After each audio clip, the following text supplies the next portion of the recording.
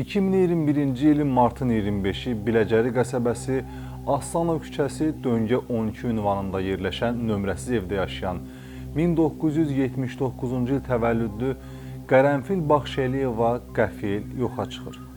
Həmin saatlarda onun həyat yoldaşı Firdovsi Məmmədov Səngəçal qəsəbəsində qazanxanada operator işləyirmiş.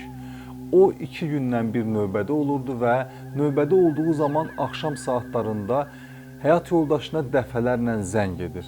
Telefona zəng çatsa da yoldaşı telefonu açmır.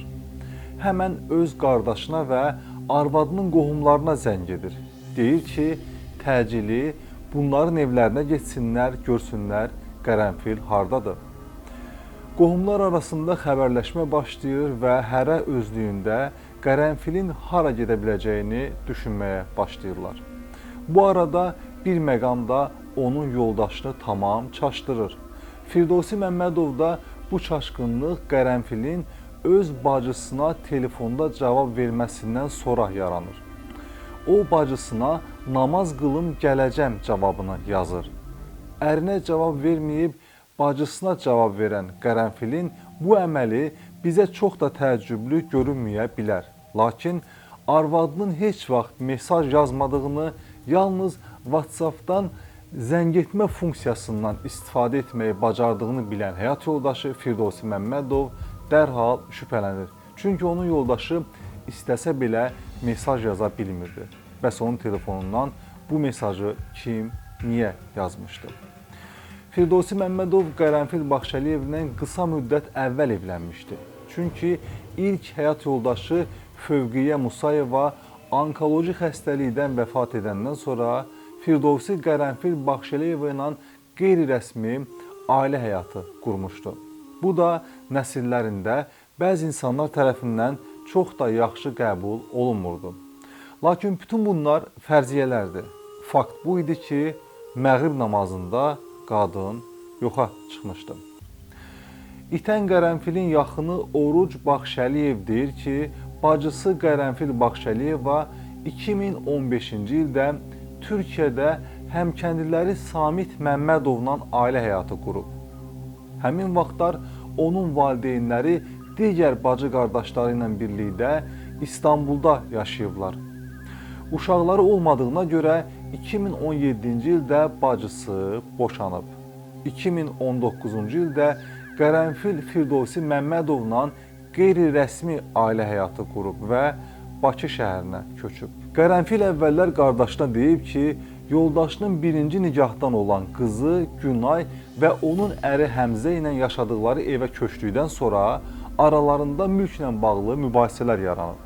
Bu arada qeyd edək ki, itkin hesab olunan Qərənfilin həyat yoldaşı Firdovsi Məmmədovun qızı və kürəkəni də onlarla bir evdə yaşayırdılar. Onlar əvvəlcə başqa ünvanda yaşasalar da, anasının ölümü və atasının başqa qadınla evlənməsindən sonra Günay və həyat yoldaşı atasının, yəni Həmzənin qaynatasının evinə köçürlər. Onların körpə bir övladları da olur. Beləliklə Həmzə, yoldaşı Günay, övladı, qaynatası Firdovsi və ögey qaynanası Qərənfil bir evdə yaşamağa başlayır. Qərənfilin itkin düşdüyü bu məşum axşama qədər bir neçə dəfə onların aralarında mübahisələr yaranır.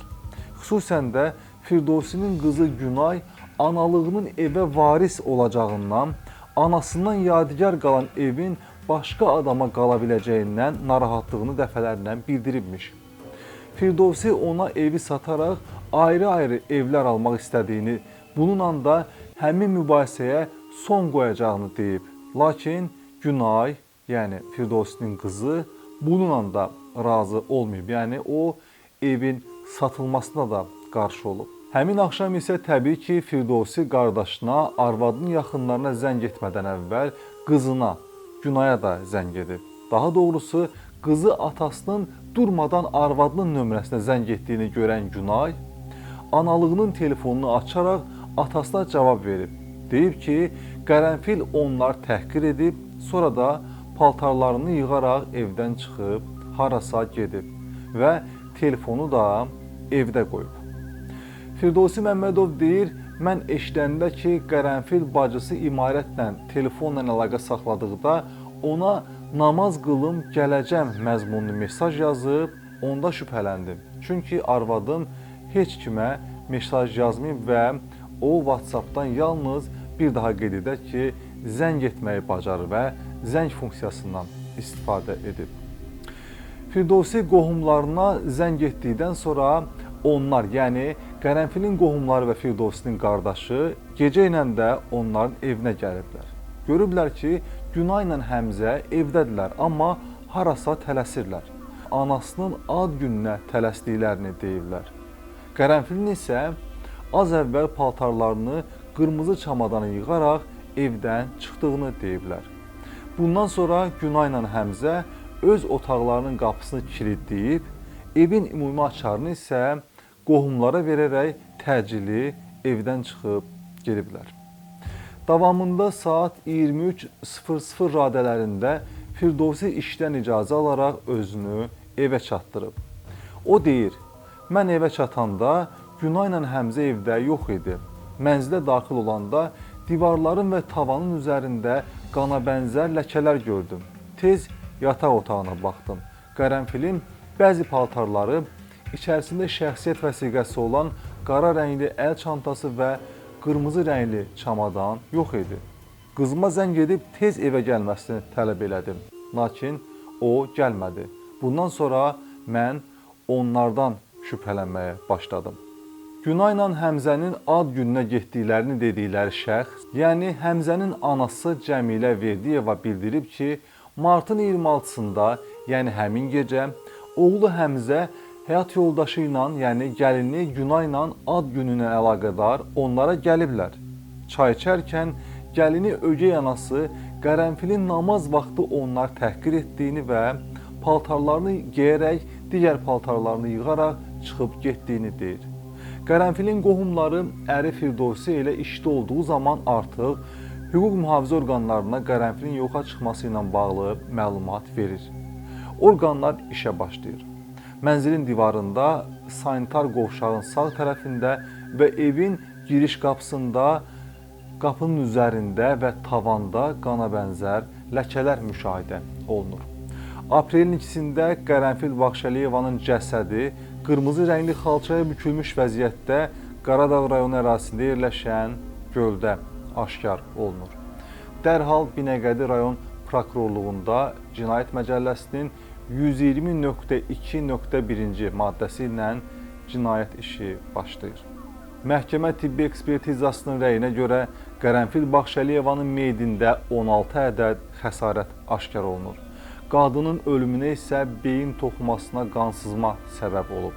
Onun başına küt və kəsici alətlə dəfələrlə zərbə endirilmişdi. İlk şübhəlilər Qərənfil Baxşəliyevanın ögey qızı 1999-cu il təvəllüdlü Günay və kürəkəni 1993-cü il təvəllüdlü Həmzə şübhəli şəxs qismində saxlanılırlar. Bir neçə dindirilmə sonrası dəhşətli cinayətin detalları üzə çıxmağa başlayır. Ürəyi zəif olanlardan artıq verilişin bu hissəsinə baxmamalarını məsləhət bilirik. Beləliklə, verilişimizin anti-qəhrəmanları Həmzə və Günay dəhşət püskürməyə başlayırlar. Həmzə Verdiyev bildirir ki, 2018-ci ilə qədər rəngsaz, daha sonra taksi işləyib. Günay Məmmədovanı da elə taksi fəaliyyəti ilə məşğul olan zaman tanıyıb. Belə ki, Günayı atası və xalası ilə birlikdə Bakı Sağlamlıq Mərkəzindən Biləcəri qəsəbəsinin elə həmin Aslanov küçəsində yerləşən evlərini aparıb. Bu zaman onlar xərçəngdən əziyyət çəkən anasının yanından qaydırmışlar. Həmzə deyir ki, məndə qızın nömrəsi qalmışdı. Sonra onunla əlaqə saxladım və münasibətlərimiz yaranmağa başladı. 2019-cu il fevralında nişanlandıq və martın 14-də toyumuz oldu. Həyat yoldaşımın anası Fövqiyə Musayeva onkoloji xəstəlikdən vəfat edəndən sonra atası Firdovsi Qərənfil Baxşəliyeva ilə ailə həyatı qurur. Bu Günaya çox pis təsir edirdi. Bu səbəbdən onunla atası arasında tez-tez mübahisələr olurdu. Noyabrın 19-da bizim qızımız dünyaya gəldi. 2021-ci ilin yanvarında biz qaynatamın evinə köçdük. Təqsirləndirilən şəxs bildirir ki, Günay ilə Qərənfilin arasında mütəmadi söhbət yaranır.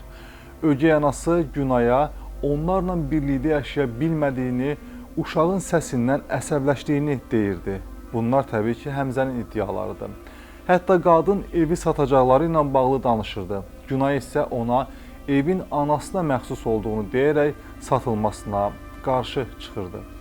Həmzə Verdiyev onu da qeyd edib ki, 2021-ci ilin martında Günay ona artıq Qərənfillə bir evdə yaşaya bilmədiyini və onu öldürmək qərarına gəldiyini deyir. Arvadıma bunu tək bacarmazsan dedim və onu sakitləşdirməyə çalışdım. Lakin fikrinin ciddi olduğunu gördüm və qadını birlikdə öldürməyi təklif etdim. 4-5 gün Qərənfili necə öldürəcəyimizi düşündük. Uzun müzakirədən sonra qərara gəldik ki, qətli Firdovsi, yəni qaynatam gecə növbəsində olan gün törədək və meyidi Qaradağ rayon ərazisində olan gölə ataq. Martın 25-i saat 18 radələrində övladımı aparıb Günayın xalası gilə qoydum və evə qayıtdım. Qərənfil evdə idi. O, hamam otağının qapısını açmaq istəyəndə arxadan balta ilə başına 2 zərbə endirdim. Günay qonaq otağının qarşısında dayanıb bizə baxırdı.